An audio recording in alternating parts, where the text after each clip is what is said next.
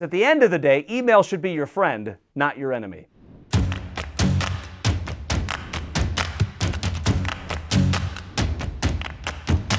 So I've got an important question to ask you. How productive are you during the course of your day? Now, notice what I didn't ask. I didn't ask how busy you are. I don't really care how busy you are. There's a huge difference between being busy and being productive. When it comes to being busy, let's be honest with ourselves. My 5-year-old can be busy throughout the course of the day. Hell, the rhinoceros at the local zoo can have a busy day. There's no honor in being busy. There's no prestige in being busy. And I don't even think being busy has a positive connotation. Well, maybe you're just busy because you can't manage your calendar. Anyway, I digress. This is a topic for another video. I want to ask you, how productive are you during the day? Are you getting your list done? Are you making money? Are you closing business? Are you strategically moving things forward? Or are you in that perpetual hamster wheel? You come home drained, but you got nothing done. Now, I'm going to go out on a limb here. I've never met you probably. I'd love to, but that's a different story. The question that I have for you is this. How much time are you spending on your email at any given day? Because I don't know your habits necessarily, but I'm willing to bet this, that you're enslaved to your email inbox. You are. And if you think about it, it's a shame because email was designed to make our life easier, more effective, more efficient. Plus, who doesn't like that little ping you get when you get an email? It's so fun. But I'm going to tell you that you have become a slave to your email and it's crushing your productivity. But don't worry, because I've got my 5 tips for you on how to get that freedom away or how to get that freedom back from your email inbox. And it's a lot easier than you think. I want you to start practicing these 5 tips right away. Number 1, as you're going through your email inbox, and it took me a while to master this one myself, as you start replying to emails, reading emails, I'm going to implore you to start from the bottom up. Now, that can be tough to do. When you first fire up your email, there's the first one right on top. It's the first one you see. It's the first one you're reading. You're tempted to start clicking that and then working down. Don't do that. Why? Because if you're anything like me, you get about 250 emails by lunch. And when you finally start working through them, it can be a long, exhaustive process. By the time I'm ready to go to bed, maybe I got through 100 of them, but there's still 150 left to go. Well, it's the 150 of the oldest emails that I have yet to read. By the time I wake up, they get buried even more. By the time the next day's done, they get buried even more. Next thing I know, a week has gone by and I haven't responded to the first emails I got.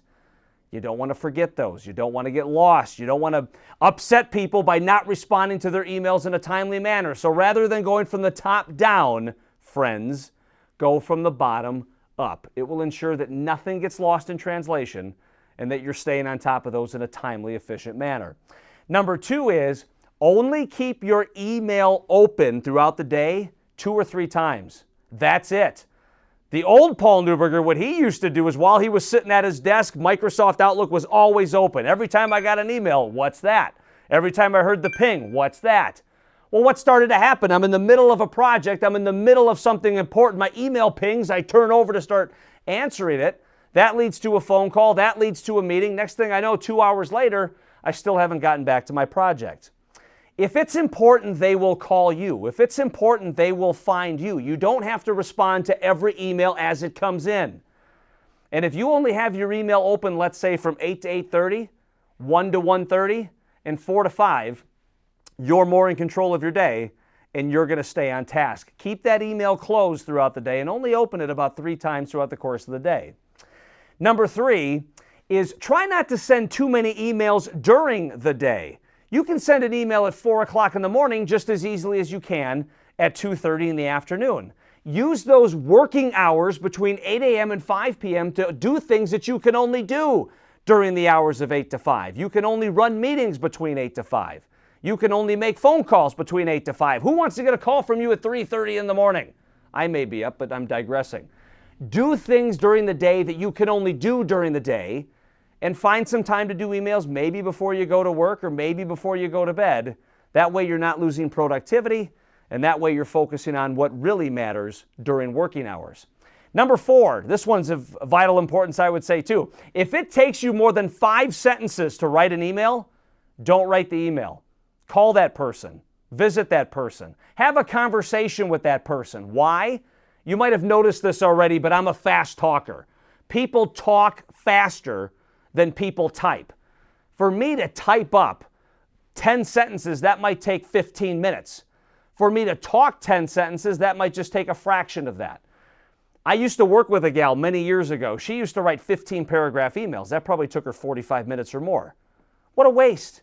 45 minutes to craft an email. Emails don't pick up tone of voice.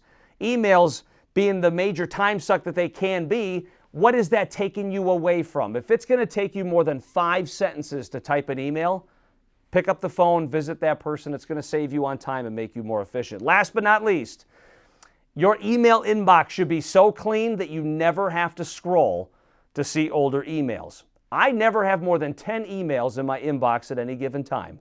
And the number one reason that is it's psychological. If I don't maintain my emails, if I don't clean out my emails, if I don't monitor my emails, and I've got 486, what kind of emotions is that going to elicit in me when I open up my email inbox? Fear, anxiety, dread, overwhelming nature? Well, who wants to do something to be overwhelmed? Who wants to do something to be anxious? It's going to take time to clean that out. Delete the emails you don't need. Print off paper copies and put it in a file if you want that. Maybe create some files in your email and move those emails over if you need to. But who wants to look at 200 emails? Things get lost and it becomes a giant cluster. You don't want that. So friends, those are my top 5 tips to how to no longer be a slave to your email, how to be more efficient during your day, how to be more productive during your day, because at the end of the day, email should be your friend, not your enemy.